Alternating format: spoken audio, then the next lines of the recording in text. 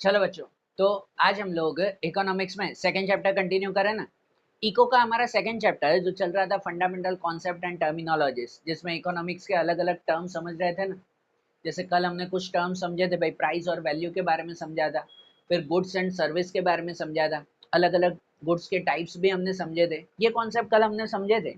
अब आज दूसरे कुछ कॉन्सेप्ट समझने हैं। जैसे आज के कुछ कॉन्सेप्ट हैं वेल्थ और वेलफेयर के बारे में।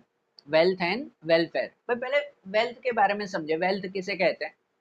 जनरल मीनिंग में वेल्थ हम लोग कहते हैं संपत्ति को। कोई भी संपत्ति, उसे हम लोग वेल्थ कहते हैं ना, है ना। अकाउंट में कितने लोग एसेट्स, उसे भी वेल्थ कहते हैं। पर भाई इकोनॉमिक्स के अकॉर्डिंग वेल्थ का मीनिंग थोड़ा सा अलग बनता है। इकोनॉमिक्स के हिसाब से वेल्थ को समझना हो ना, तो वेल्थ के कुछ कुछ क्राइटेरिया है, कुछ कंडीशन है कि जिस प्रोडक्ट या सर्विस में ये क्राइटेरियाज आते हो, ये कंडीशन सेटिस्फाइड होती हो, तो वो चीज वेल्थ कहलाती है, तो वो प्रोडक्ट या सर्विस वेल्थ कहलाई, तब तक वो वेल्थ नहीं कहलाई। तो क्या है वो क्राइटेरिया, क्या है वो कंडीशंस, वो हमें कुछ समझनी पड़ेगी ना। जैसे इसी कंडीशन के हिसाब से अल्फ्रेड मार्शल उसकी डेफिनेशन भी बनाते हैं। वेल्थ की डेफिनेशन कहते हैं कि wealth is something which is useful, scarce, capable of getting exchange and can be owned by somebody. भाई वेल्थ वो कहलाता है जो यूजफुल हो, कोई भी प्रोडक्ट या सर्विस जो यूजफुल है, स्केर्स है। स्केर्स मतलब कि जिसमें कमी होती हो, जिसको बहुत ज्यादा यूज करो तो वो खत्म हो जाता हो, उसकी कमी, उसकी अच्छत होती हो। सिंपल वे में कहो तो जो लिमिटेड हो, ठीक है ना।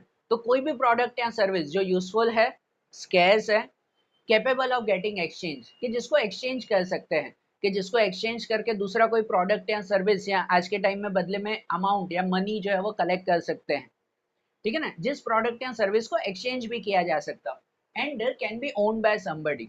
और उस प्रोडक्ट या सर्विस का कोई ऑनर होना चाहिए, उसका पोजीशन किसी के पास होना चाहिए, तो वो प्रोडक्ट या सर्विस वेल्थ कहलाती है।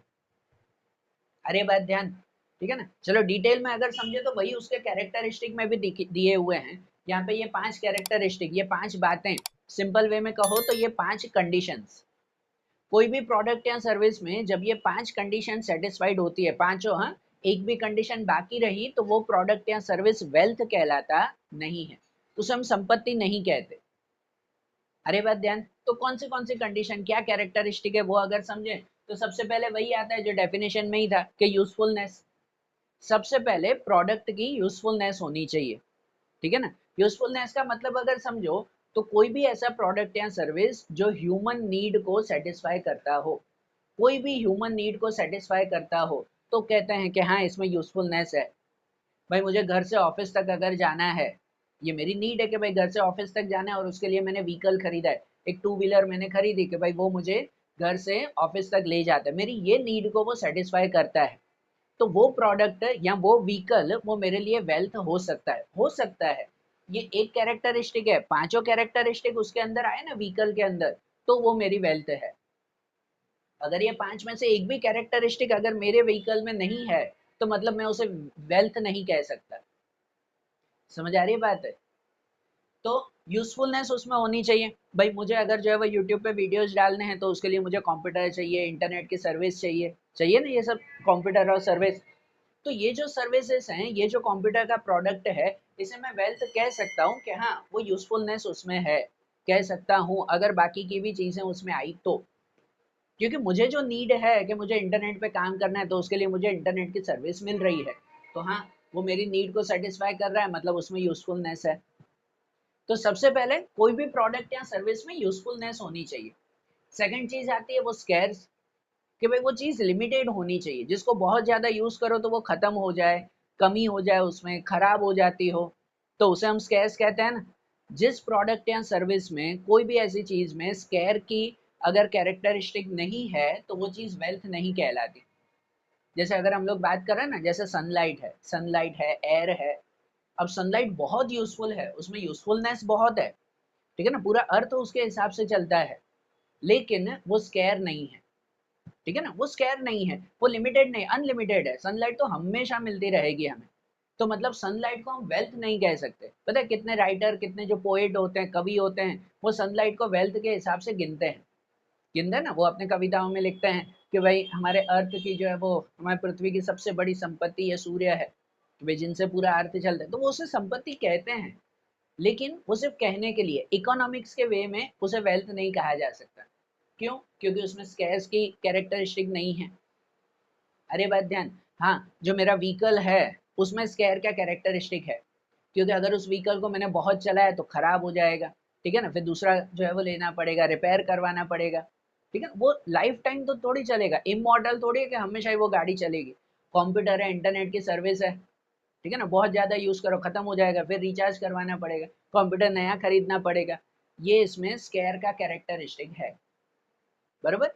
तो जिस प्रोडक्ट या सर्विस में यूजफुलनेस हो, स्केयर का कैरेक्टरिस्टिक हो, then physical and intellectual existence, जिस प्रोडक्ट का कोई फिजिकल एग्जिस्टेंस हो, फिजिकल एग्जिस्टेंस मतलब जिसको देख सकते हो, जिसको देख सकते हो, जिसे टच कर सकते हो, बराबर ना, जिसका कोई फिजिकल एग्जिस्टेंस है, तो उसे हम लोग वेल्थ में गिनते हैं।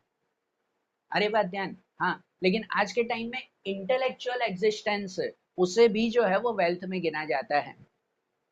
प्रोडक्ट या सर्विस में इंटेलेक्चुअल, इंटेलेक्चुअल मतलब कहते हैं कि हमारे नॉलेज के अकॉर्डिंग, हमारी होशियारी, हमारी कुछ आइडियाज, बराबर, उसे भी वेल्थ गिना जाता है।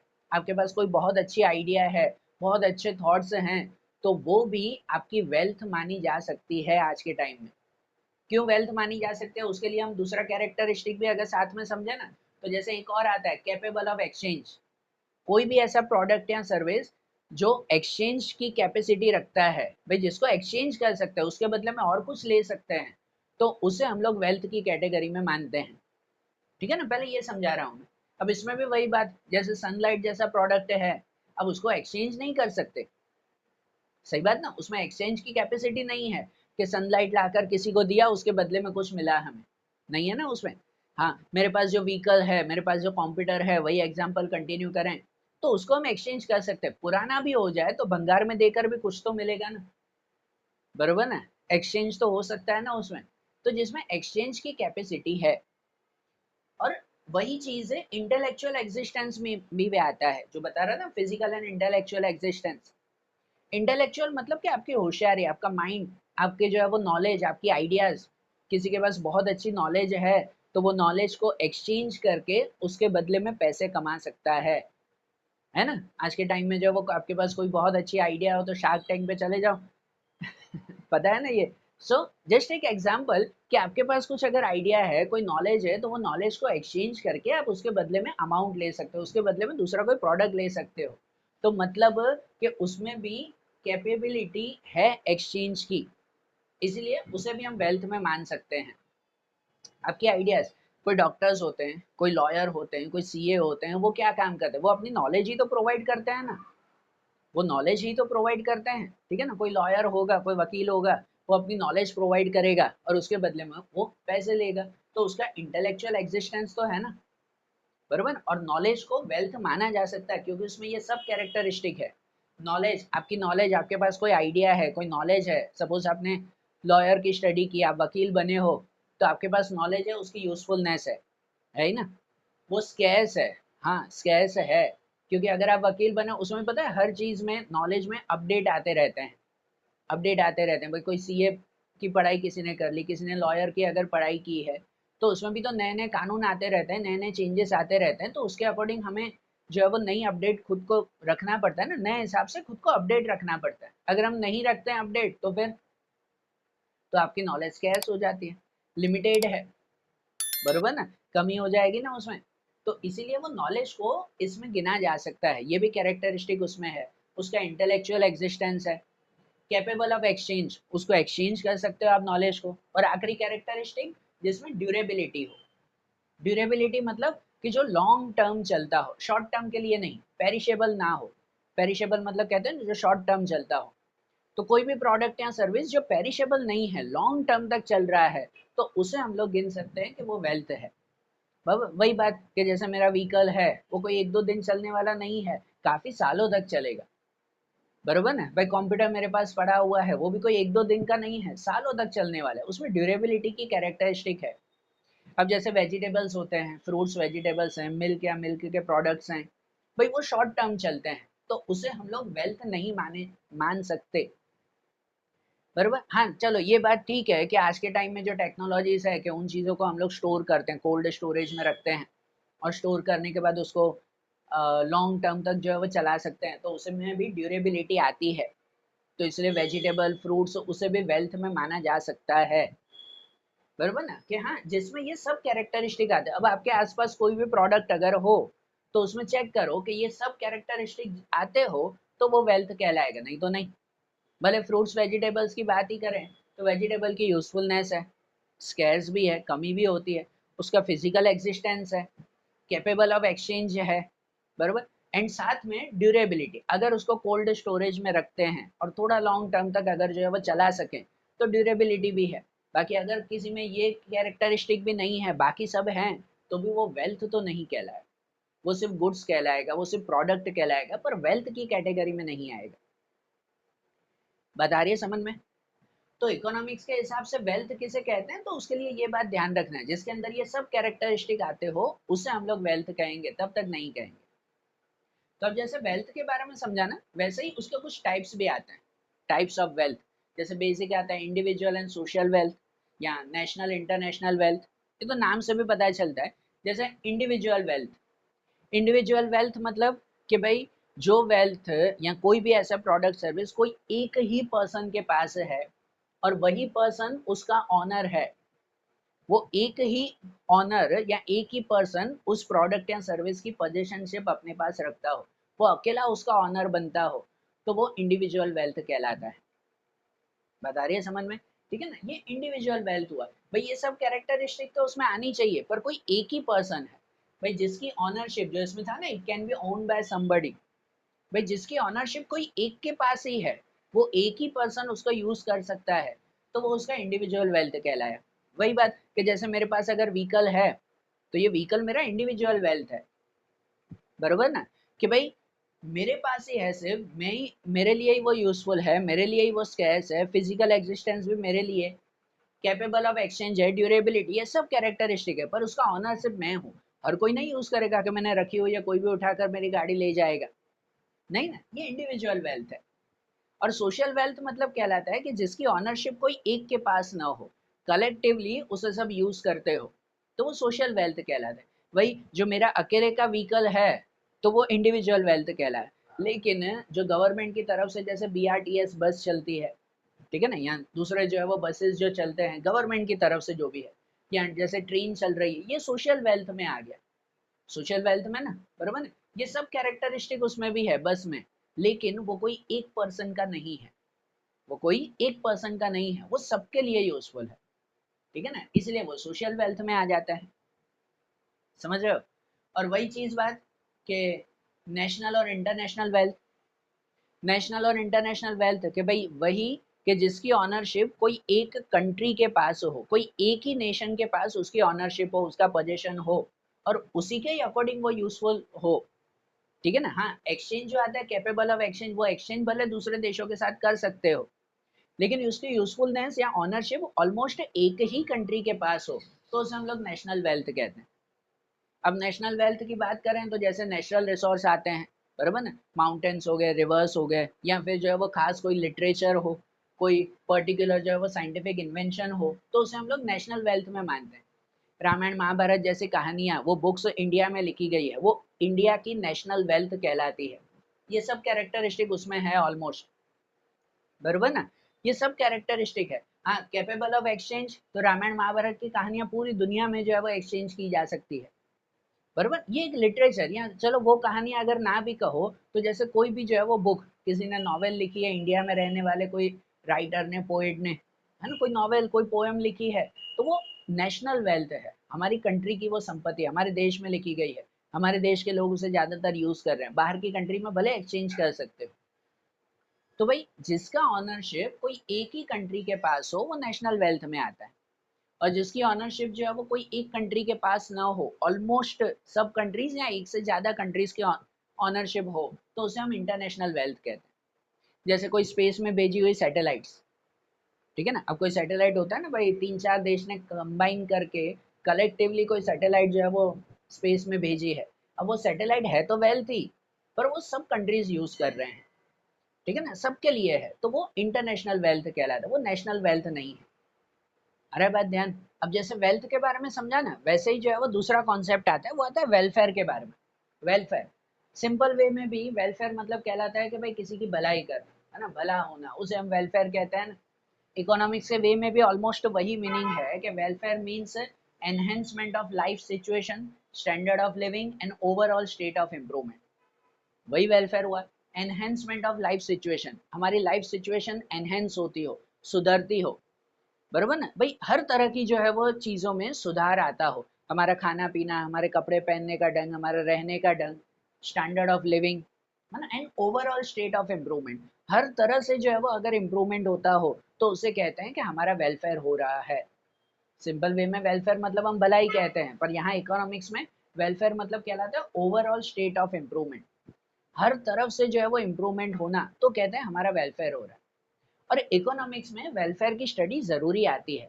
हम पहले ही चैप्टर से समझ रहे हैं कि इकोनॉमिक्स में जो ह्यूमन बिहेवियर की स्टडी की जाती है उसमें का मेन मकसद यही होता है कि खुद के फ़ायदे के लिए डिसीजन लेना, कोई भी ऐसे डिसीजन लेना जिसमें खुद का फ़ायदा हो। और फ़ायदा हम क्यों करवाते हैं खुद का, कि भाई ओवरऑल स्टेट ऑफ इम्प्रूवमेंट हो सके, हमारा जो लिविंग स्टैंडर्ड है वो लिविंग स्टैंडर्ड थोड़ा बढ़ सके, हमारे रहने करने का ढंग, उन सब में जो है वो फ़र्क आता हो, ओवरऑल इम्प्रूवमेंट होता हो, तो कहते हैं ना कि वो वेलफेयर है। इसलिए इकोनॉमिक्स में वेलफेयर की स्टडी जो है वो बहुत ज़रूरी आती है, बरोबर। सिंपल, वेलफेयर का मीनिंग यही सिंपल है कि ओवरऑल स्टेट ऑफ इम्प्रूवमेंट आना, उसे हम वेलफेयर कहते हैं। अब इसी के ही साथ वेलफेयर के भी कुछ टाइप्स आते हैं, जैसे इंडिविजुअल एंड कलेक्टिव वेलफेयर, जैसे नाम ही है। इंडिविजुअल वेलफेयर हम उसे कहते हैं कि जब वेलफेयर कोई एक ही पर्सन का होता हो, जब अगर मैं कमा रहा हूँ और मैं जो है वो अपना लिविंग स्टैंडर्ड सुधार रहा हूँ सिर्फ मेरे लिए, तो उसे हम इंडिविजुअल वेलफेयर कहेंगे कि भाई सब चीज़ें सुधरी, कपड़े पहनने का ढंग, खाने का ढंग, रहने का ढंग, घर जो है वो नया हो गया, बाकी सब चीज़ों में भी धीरे धीरे सुधार आया, एजुकेशन का रेट बढ़ा है ना, ट्रांसपोर्ट, मेडिकल की facilities, overall state of improvement, सब चीज़ों में इम्प्रूवमेंट आया, लेकिन सिर्फ मेरे अकेले के लिए, तो उसे हम कहेंगे इंडिविजुअल वेलफेयर है ना। जब कोई पर्सन सिर्फ अपने ही वेलफेयर के बारे में सोच रहा है या उसके लिए वर्क कर रहा है, वो इंडिविजुअल वेलफेयर है, बरोबर। और दूसरा आता है कलेक्टिव वेलफेयर, जैसे नाम है कि जब पर्सन, कोई भी पर्सन या कोई भी ग्रुप ऑफ पर्सन सिर्फ अपने वेलफेयर के बारे में नहीं सोच रहा है, लेकिन कलेक्टिवली जो है वो वेलफेयर के लिए वर्क कर रहा है, तो उसे हम लोग कलेक्टिव वेलफेयर कहेंगे। मतलब कहो कि भाई सिर्फ अपना फायदा नहीं, सबके फायदे के बारे में सोचता हूँ। अब चलो यही देखें कि अगर मेरा बिजनेस चल रहा है और बिजनेस में सोल प्रोप्राइटरशिप का बिजनेस, मैं अकेला ही काम कर रहा हूँ, मैंने कोई वर्कर भी नहीं रखा हुआ, सब मैं अकेले ही काम कर रहा हूँ, जो भी प्रॉफिट लॉस है सब मेरे ऊपर है, और जो भी अच्छा खासा प्रॉफिट मुझे मिल रहा है उसमें मैं अपना लिविंग स्टैंडर्ड जो है वो सुधार रहा हूँ, तो उसे मैं इंडिविजुअल वेलफेयर कहूंगा कि सिर्फ मैं अपने लिए काम कर रहा हूँ। लेकिन वही भले मेरा जो है वो सोल प्रोप्राइटरशिप का बिजनेस है, लेकिन मैंने अपने अंडर में 10 वर्कर्स रखे हुए हैं, 10 लोगों को रखा हुआ है, और मैं जो प्रॉफिट कमा रहा हूँ ना उसमें खाली मेरे लिए हिस्सा नहीं ले रहा हूँ, मैं उन सबको भी जो है वो उतना ही प्रॉफिट डिस्ट्रीब्यूट करूंगा, सबके लिए काम करूंगा, अच्छी खासी सैलरी दूंगा, उनकी लाइफस्टाइल सुधरे इसके लिए भी काम करूंगा मैं। तो ये इंडिविजुअल वेलफेयर नहीं हुआ, ये कलेक्टिव वेलफेयर हुआ कि मैं सबके लिए काम कर रहा हूँ, खाली अपने लिए नहीं। या जैसे गवर्नमेंट वर्क करती है, सरकार को जो भी नेशनल इनकम मिलती है उसके लिए वो सबको, कंट्री में सबको वो बेनिफिट प्रोवाइड करती है, तो ये कलेक्टिव वेलफेयर है। सरकार खाली अपने लिए नहीं सोच रही, वो इंडिविजुअल वेलफेयर हो जाएगा, है ना। सबके लिए अगर सोच रहे हैं तो ये कलेक्टिव वेलफेयर है। अरे पॉइंट ध्यान, ठीक है। तो वेलफेयर मीन सिंपल कहलाता है कि भाई ओवरऑल स्टेट ऑफ इम्प्रूवमेंट करना, फिर वो अगर एक अकेले का इम्प्रूवमेंट हो रहा है तो वो इंडिविजुअल वेलफेयर है, अगर सबका साथ में इम्प्रूवमेंट हो रहा है तो वो कलेक्टिव वेलफेयर में काउंट होता है। अब एक पॉइंट इसी के ही साथ आता है, relationship between wealth and welfare, कि ये वेल्थ और वेलफेयर दोनों के बीच में एक अच्छा रिलेशन, एक स्ट्रॉन्ग रिलेशन है। देखो, इसमें अगर रिलेशनशिप को समझे ना तो उसको इसी टाइप के अकॉर्डिंग समझेंगे। जब अगर इंडिविजुअल वेलफेयर की बात आती है ना, इंडिविजुअली अगर बात आती है, तो वेल्थ और वेलफेयर दोनों में पॉजिटिव रिलेशन है, दोनों में पॉजिटिव रिलेशन, कि एक बढ़ेगा तो दूसरा भी बढ़ेगा, बराबर। अगर इंडिविजुअली बात कर रहे हैं तो इंडिविजुअल, अगर सपोज सिर्फ मेरे लिए बात करूँ तो मेरी अगर वेल्थ बढ़ेगी, संपत्ति बढ़ेगी, बराबर, कि अगर मैंने अच्छा खासा प्रॉफिट कमाया बिजनेस में और मैंने अपनी संपत्ति क्रिएट की, ये सब वेल्थ अगर क्रिएट की, तो वेल्थ के साथ वेलफेयर भी होगा, मेरा लिविंग स्टैंडर्ड भी तो सुधरेगा ना उसके साथ साथ, बरोबर ना। तो वेल्थ और वेलफेयर में पॉजिटिव रिलेशन है, वेल्थ बढ़ेगी तो वेलफेयर भी बढ़ेगा, बरोबर ना। वेल्थ अगर कम होती गई तो वेलफेयर भी पीछे होता जाएगा, लिविंग स्टैंडर्ड भी पीछे होता जाएगा। तो इंडिविजुअल वेलफेयर की बात करते हैं तो दोनों में पॉजिटिव रिलेशन है। लेकिन अगर कलेक्टिव वेलफेयर की बात करते हैं तो कलेक्टिव वेलफेयर में वेल्थ और वेलफेयर में पॉजिटिव रिलेशन नहीं है, हो भी सकता है नहीं भी हो सकता। वही जैसे अगर मैंने बात की कि भाई मेरा बिजनेस चल रहा है, मेरे साथ 10 वर्कर अगर काम कर रहे हैं और उसमें अगर मुझे प्रॉफिट हो रहा है तो वो प्रॉफिट खाली मैं अपने पास रखूं, उन वर्कर से जो है वो ज्यादा काम करवाता रहूं, पगार कम दूं, तो फिर इसमें तो खाली इंडिविजुअल वेलफेयर ही है। कलेक्टिव वेलफेयर कैसे हो रहा है कि अगर मेरी वेल्थ बढ़ रही है पर कलेक्टिव वेलफेयर नहीं हो रहा है, सबका वेलफेयर नहीं हो रहा है, तो वेल्थ और वेलफेयर में पॉजिटिव रिलेशन नहीं है। ठीक है ना, कलेक्टिव के हिसाब से वेल्थ और वेलफेयर में सेम रिलेशन नहीं हो सकता, हो भी सकता है अगर मैं अच्छा काम करूं, सबके लिए फायदा कर रहा हूं, तो वेल्थ और वेलफेयर में पॉजिटिव रिलेशन है, नहीं तो नहीं है। वही गवर्नमेंट की भी बात करें कि गवर्नमेंट की नेशनल वेल्थ बहुत अच्छी है, ठीक है ना भाई, उनकी इनकम बहुत अच्छी है, नेशनल वेल्थ भी गवर्नमेंट के पास बहुत अच्छी है, लेकिन उसका फायदा सबके पास नहीं पहुंच रहा है। भाई इंडिया की जो 140 करोड़ के आसपास की पॉपुलेशन है, सबके पास उसका फायदा नहीं पहुंच रहा है, तो इसीलिए वो कलेक्टिव वेलफेयर उसमें पॉसिबल नहीं हो रहा है, बरोबर ना। तो कलेक्टिव वेलफेयर में वेल्थ और वेलफेयर दोनों साथ में होता हो ऐसा पॉसिबल नहीं है। इंडिविजुअल वेलफेयर में पॉसिबल है कि वेल्थ और वेलफेयर में पॉजिटिव रिलेशन रहता हो। समझ आ रही है बात ये? तो जैसे वेल्थ और वेलफेयर के बारे में समझा ना, अब दूसरा एक कॉन्सेप्ट समझते हैं इकोनॉमिक्स का, जो आता है हमारा factor of production. Factor of production economics का सबसे जरूरी कॉन्सेप्ट, सबसे जरूरी, जनरल नॉलेज के लिए भी हमेशा ऐसे कॉन्सेप्ट को याद रखना। आपके 10th में भी ये कॉन्सेप्ट आता था, अभी भी, और हमेशा आएगा जब तक आप इकोनॉमिक्स पढ़ोगे। फैक्टर ऑफ प्रोडक्शन, इसका मतलब कहते हैं कि आप कोई भी चीज का प्रोडक्शन कर रहे हो, कोई भी चीज का कहीं पर भी प्रोडक्शन हो रहा है, तो उसके लिए क्या क्या चीजें चाहिए, उसे हम लोग कहते हैं उसके फैक्टर ऑफ प्रोडक्शन। कोई भी चीज के प्रोडक्शन में क्या क्या चीजों की जरूरत है, वो उसके फैक्टर्स कहलाते हैं, वो फैक्टर ऑफ प्रोडक्शन है, बराबर ना। फिर भले कोई फैक्ट्री में जो है वो कोई कपड़ा बन रहा है, उसका प्रोडक्शन हो रहा है, कि घर में एक खाना बन रहा है, खाने का भी प्रोडक्शन, बराबर ना, कोई भी कहीं पर भी प्रोडक्शन हो रहा है तो क्या क्या चीजें चाहिए, वो उसके फैक्टर्स कहलाते हैं। एंड फैक्टर ऑफ प्रोडक्शन में चार फैक्टर्स आते हैं। भाई चार फैक्टर्स आते हैं, land, capital, labour and entrepreneur, बराबर। Four factors of production, land, capital, labour और एंटरप्रेन्योर। कहीं पर भी प्रोडक्शन होता हो तो ये चार चीजें कंपलसरी चाहिए, एक भी चीज कम नहीं हो सकती। अरे बात ध्यान, तो कौन सी चार चीजें पहले ऊपर से समझते हैं, फिर डिटेल में उसके कैरेक्टरिस्टिक भी समझेंगे। कि सबसे पहले लैंड, लैंड मतलब सिर्फ जमीन नहीं कहलाई, लैंड मतलब कहलाता है कोई भी नेचुरल रिसोर्सेस, हर तरह के नेचुरल रिसोर्स, उसे हम लोग लैंड कहते हैं। कहीं पर भी प्रोडक्शन होता हो सबसे पहले नेचुरल रिसोर्स तो चाहिए, without natural resource production start नहीं होता। और कुछ नहीं तो लैंड, जमीन ही तो चाहिए ना। ध्यान देना, लैंड खाली एक इकोनॉमिक टर्म है, उसका मीनिंग जमीन तो होता ही है, पर साथ में सब तरह के जो है वो नेचुरल रिसोर्सेस, भाई भले पानी हो गया, हवा हो गया, सनलाइट हो गई, कोई भी प्रोडक्शन करना हो तो उसके लिए नेचुरल रिसोर्स तो सबसे पहले चाहिए, वो लैंड में आते हैं। फिर दूसरा कैपिटल, कैपिटल मतलब कहलाता है मेन मेड रिसोर्सेज, कि कोई भी मेन मेड रिसोर्स, खाली नेचुरल रिसोर्स नहीं। अब जैसे फैक्ट्री में कपड़े का प्रोडक्शन करना हो तो मशीनें तो चाहिए ना, टूल्स तो चाहिए ना, बरोबर ना। जहाँ फैक्ट्री बना रहे हैं तो वो फैक्ट्री के लिए दीवारें खड़ी करनी है, वो ईंट रेती तो चाहिए ना। तो ये सब मेन मेड रिसोर्स, कोई भी तरह के मेन मेड रिसोर्स, वो सब कैपिटल में आते हैं, है ना। कैपिटल हम जनरली पैसों को मानते हैं, अकाउंट में हम कैपिटल मतलब पैसा कहते हैं, पर इकोनॉमिक्स में उसका टर्म अलग है ना। यहाँ कैपिटल मतलब क्या है, कोई भी तरह का मेन मेड रिसोर्स, वो कैपिटल की कैटेगरी में है।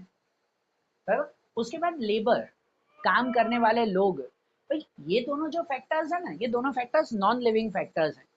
आप लैंड नेचुरल रिसोर्स ला के रख दोगे, कैपिटल मेन मेड रिसोर्स ला के रख दोगे, बराबर ना भाई। फैक्ट्री बना ली, सामान रख दिया, मशीनें रख दी, अब उसको चलाने वाले लोग तो चाहिए ना।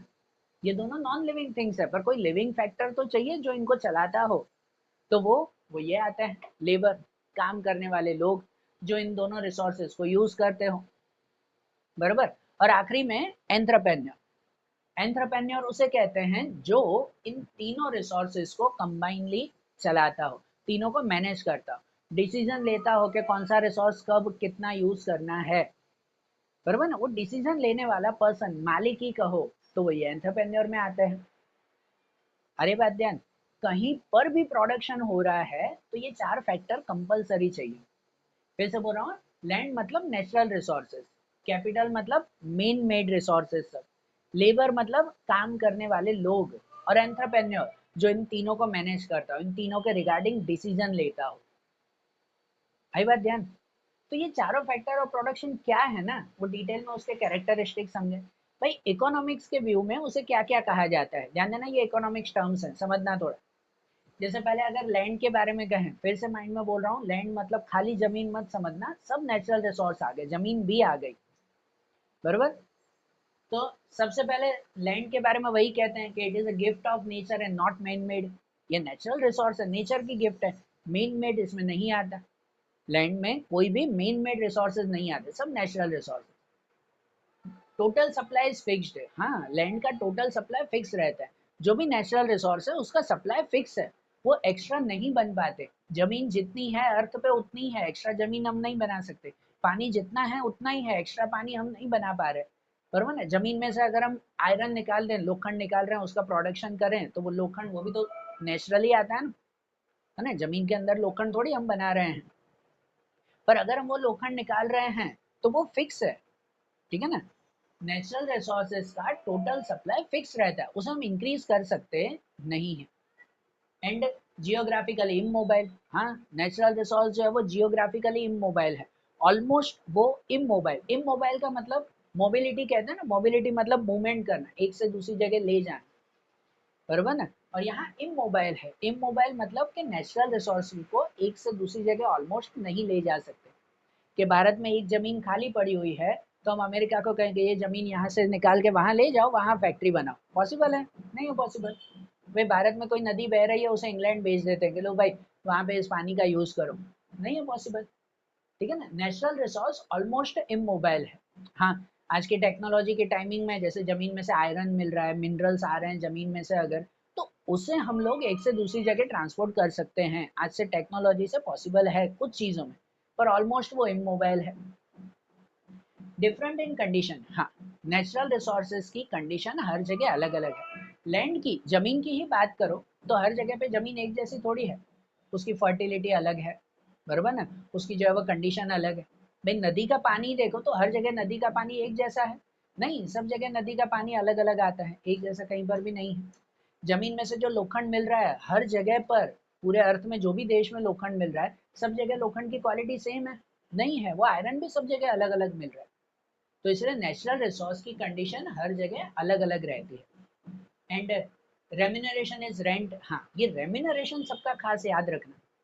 रेम्यूनरेशन मतलब कह सकते हैं कि भाई इनकम, अगर इस फैक्टर का यूज कर रहे हैं तो बदले में इनकम जो मिलेगी, उस इनकम को क्या नाम दे, तो इसको इकोनॉमिकली नाम दिया जाता है रेंट, अगर लैंड का यूज कर। भाई सिंपल टर्म में यही ना, कि मेरे पास जमीन पड़ी हुई है, वो जमीन में किसी को दे रहा हूँ, बदले में क्या मिलेगा? रेंट मिलेगा, रेंट ही मिलेगा ना, तो इसलिए इकोनॉमिकली वही नाम दिया हुआ है। यहाँ खाली जमीन नहीं, कोई भी नेचुरल रिसोर्स का यूज करो कमर्शियली, तो उससे जो इनकम क्रिएट हो रही है उस इनकम को हम लोग कहेंगे रेंट, बराबर। ये नेचुरल रिसोर्स। फिर कैपिटल, मेन मेड रिसोर्सेज, हर तरह के मेन मेड रिसोर्स वो कैपिटल में आते हैं। मेन मेड रिसोर्स में पहला वही ना कि man made factor of production, वो capital. It is most mobile, हाँ चारों फैक्टर ऑफ प्रोडक्शन में सबसे ज्यादा मोबिलिटी वो इसमें है, मेन मेड रिसोर्स, कि भाई उसको इजीली मूवमेंट कर सकते हैं। मेन मेड रिसोर्स है, उसको आप कहीं पर भी जो है वो मूवमेंट कर सकते, कहीं पर भी भेज सकते हो बिना कोई परेशानी के, बराबर। इसलिए इसमें मोबिलिटी सबसे ज्यादा है, they are the most mobile factor of production. And scarce, हाँ कैपिटल जो है वो स्केयर आता है, लिमिटेड है, ज्यादा यूज करो तो वो खत्म हो जाते हैं, बराबर। चलो एक बात करें कि कोई भी प्रोडक्शन करते हैं ना, प्रोडक्शन दो टेक्निक से होता है, लेबर इंटेंसिव टेक्निक और कैपिटल इंटेंसिव टेक्निक, है ना। कैपिटल इंटेंसिव और लेबर इंटेंसिव। लेबर इंटेंसिव मतलब कहलाता है कि जब मजदूरों से कामकाज होता हो, सब लोग ज्यादा काम कर रहे हैं, मशीनें कम है, तो वो लेबर इंटेंसिव मेथड कहलाती है। कैपिटल इंटेंसिव मेथड जिसमें मशीनों का ज्यादा यूज हो रहा है और लोगों का कम यूज हो रहा है, वो कैपिटल इंटेंसिव मेथड कहलाती है ना। अगर सपोज कोई फैक्ट्री में माचिस के डब्बे बनाने हैं और 100 लोगों को रखा हुआ है, लोग खुद जो है वो माचिस के डब्बे बना रहे हैं, तो उसे हम लोग कहते हैं लेबर इंटेंसिव मेथड। मशीनें नहीं यूज हो रही, लोगों से ज्यादा काम यूज हो रहा है। और वही जो है, तो सपोज वही फैक्ट्री में माचिस के डब्बे बनाने हैं, और वो जो है वो मशीनें काम कर रहे हैं, मशीन लगाई हुई है, खाली 2 लोग मशीन चला रहे हैं, माचिस के डब्बे खुद बन रहे हैं। ये कैपिटल इंटेंसिव मेथड है। प्रोडक्शन ऐसे 2 मेथड से होता है ना, है ना, या लेबर इंटेंसिव या कैपिटल इंटेंसिव। और जब कैपिटल इंटेंसिव मेथड से, अगर आज के टाइम में कैपिटल इंटेंसिव मेथड से प्रोडक्शन ज़्यादा हो रहा है, मशीनों से ज़्यादा प्रोडक्शन, इसीलिए उसकी डिमांड ज़्यादा है, कैपिटल की, मेन मेड रिसोर्स की, मशीनों की डिमांड ज़्यादा है, इसकी वजह से वो स्केयर होते जा रहे हैं, वो लिमिटेड होते जा रहे हैं। सिंपल वे में कहो कि जो कैपिटल मेन मेड रिसोर्सेज है वो स्कैर्स है, वो लिमिटेड है, एंड उसका रेम्यूनरेशन क्या मिलता है, तो इंटरेस्ट। जैसे हम अकाउंट में कहते हैं ना, कैपिटल का यूज करो तो बदले में ब्याज मिलता है, बरोबर। तो यहाँ उसी टर्म के अकॉर्डिंग नाम दिया हुआ है कि कैपिटल के यूज से उससे क्रिएट होने वाली इनकम क्या कहते हैं, तो उससे क्रिएट होने वाली इनकम इंटरेस्ट कही जाती है। ये सब रेम्यूनरेशन याद रखना कि क्रिएट होने वाली इनकम को क्या नाम देते हैं। और उसके बाद थर्ड फैक्टर आता है लेबर। लेबर, काम करने वाले लोग, जैसे पहले ही बताया, ये दोनों जो है वो नॉन लिविंग थिंग्स है। रिसोर्सेज खाली रख दो, पर उसे चलाएगा कौन, उसको यूज कौन करेगा, काम करने वाले लोग तो चाहिए ना, तो वो इस कैटेगरी में आते हैं लेबर में। लेबर के कैरेक्टरिस्टिक अगर समझो तो जैसे कहते हैं labour can not be separated from the labourer. सही बात है, मजदूर से उसकी मजदूरी अलग नहीं की जा सकती। सही बात है ना, कि उस कोई एक लेबर जो है वो काम नहीं कर रहा है तो उसका, कोई एक लेबर काम नहीं कर रहा है तो उसका लेबर उसकी मजदूरी छीन के दूसरों को दे जाए कि नहीं तुम एक्स्ट्रा काम करो, नहीं है ना पॉसिबल। हर एक की कैपेसिटी, हर एक की एफिशिएंसी अलग अलग है ना। लेबर से उसका, लेबरर से उसका लेबर अलग नहीं किया जा सकता। यहाँ कहते हैं labour can not be stored, it perishable. सही बात, लेबर को स्टोर भी नहीं कर सकता ना, कि मैं अगर काम कर रहा हूँ, सपोज आज काम ना करूँ, मैं आज की एनर्जी बचा के रखूंगा, कल डबल काम करूंगा, पॉसिबल है?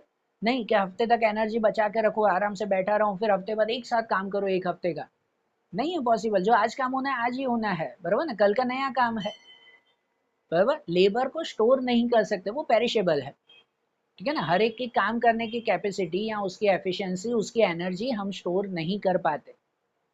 And mobility influenced by social and economic reason. हाँ, लेबर भी मोबाइल हैं, हम मोबिलिटी की बात कर रहे थे ना भाई, जैसे नेचुरल रिसोर्स इमोबाइल हैं, उसको मूवमेंट नहीं कर सकते, ट्रांसपोर्ट नहीं कर सकते ऑलमोस्ट, इसको सबसे ज्यादा ट्रांसपोर्ट किया जा सकता है। लेबर को भी ट्रांसपोर्ट कर सकते हैं कि भाई अगर मुझे काम करना है तो वो काम जरूरी थोड़ी मैं खाली सूरत में ही करूँ, मैं इंडिया के कोई भी कोने में, दुनिया के कोई भी कोने में जाके काम कर सकता हूँ। मोबिलिटी है लेबर्स में, कोई भी पर्सन कहीं पे भी काम कर सकता है, but its mobility influenced by social and economic reason. इनकी वजह से मोबिलिटी इन्फ्लुएंस्ड होती है। इन्फ्लुएंस्ड होना मतलब कम ज्यादा हो सकती है, सोशल रीजंस हैं। भाई जैसे मैं अगर यहाँ रह रहा हूँ, मुझे जो है वो अच्छी खासी नौकरी अगर अमेरिका में मिल रही है, लेकिन फिर जो है वो घर वाले मना करते हैं, सोसाइटी में जो है वो प्रॉब्लम क्रिएट होती है कि नहीं नहीं, काम करना है तो अपने ही देश में, अपने ही शहर में काम करो, बाहर जाके काम नहीं करना है, तो मोबिलिटी नहीं हो पाती, कम हो जाती है ना मोबिलिटी। या कभी इकोनॉमिक रीजन आते हैं, मोबिलिटी बढ़ती कम होती भी है।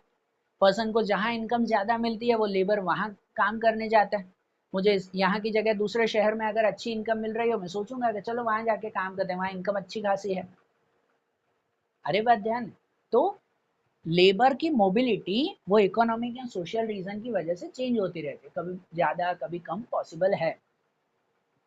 And efficiency of every labour is different, तो पहले ही बताया कि हर लेबर की काम करने की क्षमता, उसकी एफिशिएंसी अलग अलग है, सबकी एफिशिएंसी सेम रहती नहीं है। एक पर्सन जितनी अच्छी तरह से काम कर पाता है, जरूरी नहीं सब वैसे ही काम करते, सबकी अपनी अपनी कैपेसिटी है।